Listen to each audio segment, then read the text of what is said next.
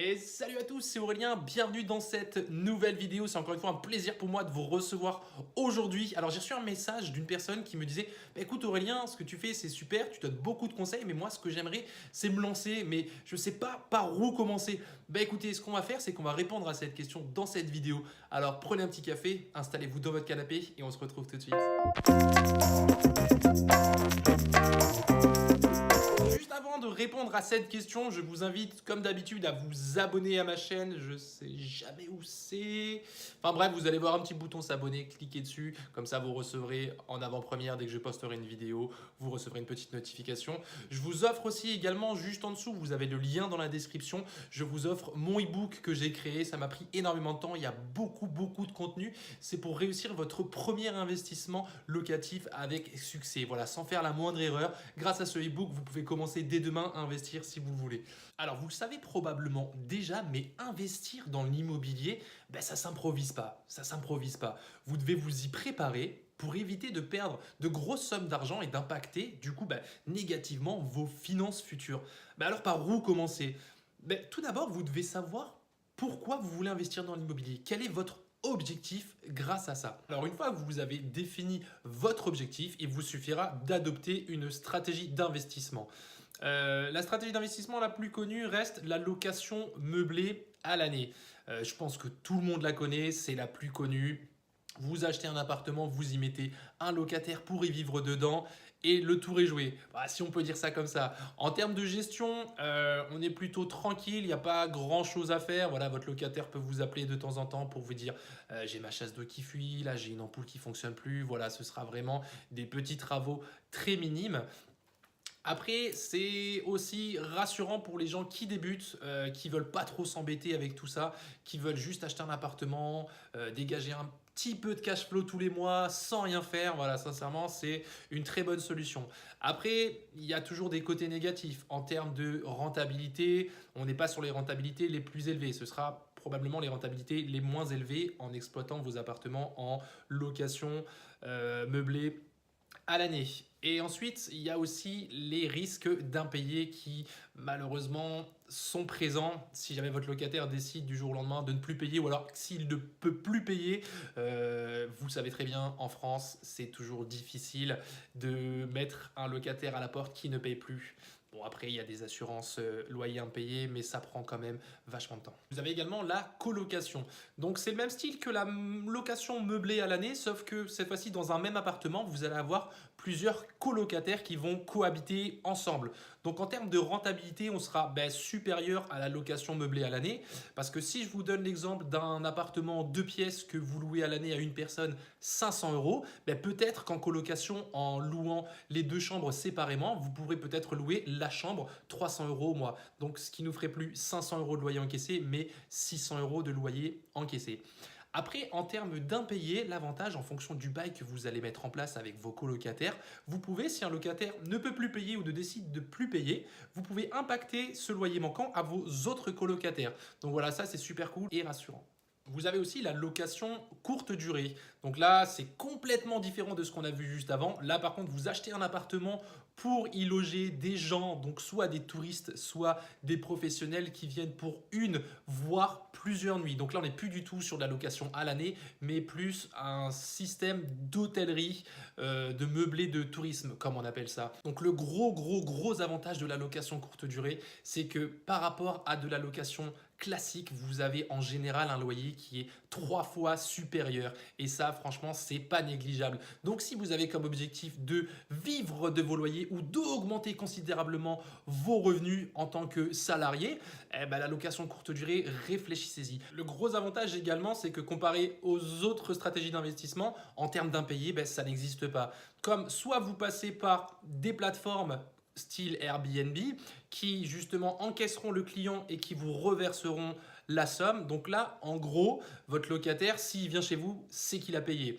Après, vous pouvez également créer des sites internet, mais dans tous les cas, le locataire devra payer avant de rentrer dans l'appartement. Donc, les impayés n'existent pas. Après, il y a un point négatif qui n'est vraiment pas à négliger, c'est la gestion. Il faut gérer des plannings, gérer des check-in, gérer des check-out, faire du ménage, gérer le linge. Et ça peut prendre Beaucoup de temps. Quand j'étais salarié, j'avais un appartement en location courte durée. Ce qu'il faut savoir, c'est que moi, entre midi et 2, pendant ma pause déjeuner, j'allais faire le ménage de mes appartements. Je mangeais un petit sandwich rapidement et sincèrement, c'était galère. En gros, je me reposais jamais. Le soir, je rentrais, qu'est-ce que je faisais? Je faisais tourner des machines parce qu'il fallait laver les draps, fallait laver le linge. Et en gros, mon appartement dans lequel je vivais, il y avait tout le temps des draps partout, du linge qui séchait. Donc voilà, la gestion, ça peut être compliqué. Après, il y a des solutions. Vous pouvez déléguer des choses. Aujourd'hui, je vous rassure, je gère juste mes plannings, c'est tout ce que je fais. Voilà, ça m'a clairement gavé de devoir faire tout ça. Mais n'oubliez pas que voilà, en termes de rentabilité, si vous voulez de grosses rentabilités au départ, il faudra peut-être se faire un petit peu mal. Vous avez aussi la stratégie de l'achat-revente. Alors clairement, si vous voulez vous faire un salaire annuel en quelques mois, en une seule opération, l'achat-revente, c'est fait pour vous.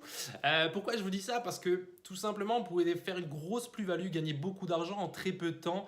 En gros, vous achetez un bien décoté à un prix très inférieur au prix du marché. Vous faites faire les travaux, vous faites vous-même les travaux si vous vous sentez capable de le faire, si vous savez le faire. Vous le revendez beaucoup plus cher qu'à l'achat. En gros, vous allez dégager une grosse plus-value grâce aux travaux de rénovation que vous allez faire.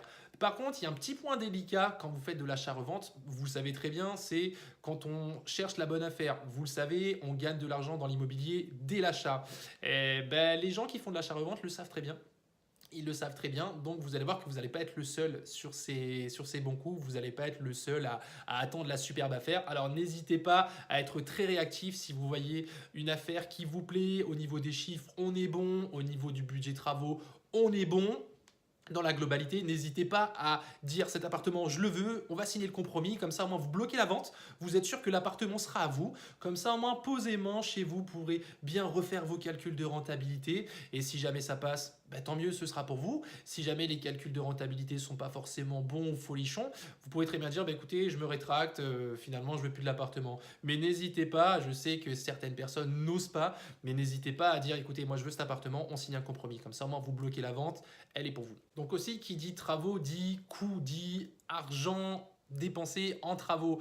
Alors, ce qu'il faut savoir dans l'achat-revente, c'est qu'il faut bien maîtriser les coûts de travaux. Tout ce qui va être travaux, tout ce qui va être retard dans les délais, il faut le prévoir. Ça fait partie du jeu, malheureusement. C'est jamais bon pour nous, propriétaires. Mais vous allez voir qu'avec un artisan, malheureusement, on peut vous dire un délai et au final, le temps est largement dépassé. Donc ça, il faut bien le prendre en compte et bien le prévoir. Alors voilà, une fois que vous avez défini votre objectif, que vous savez quelle stratégie adopter, maintenant il y a le passage à l'action qui sera obligatoire et qui fera la différence entre un investisseur et quelqu'un qui n'investira jamais. Il faut passer à l'action, pardon. C'est bien beau d'être derrière son écran, derrière son téléphone en se disant putain mais c'est bien ce qu'il fait, l'investissement immobilier, putain ça rapporte vachement, c'est super intéressant, moi j'aimerais faire ci, ça, ça, ça, ça.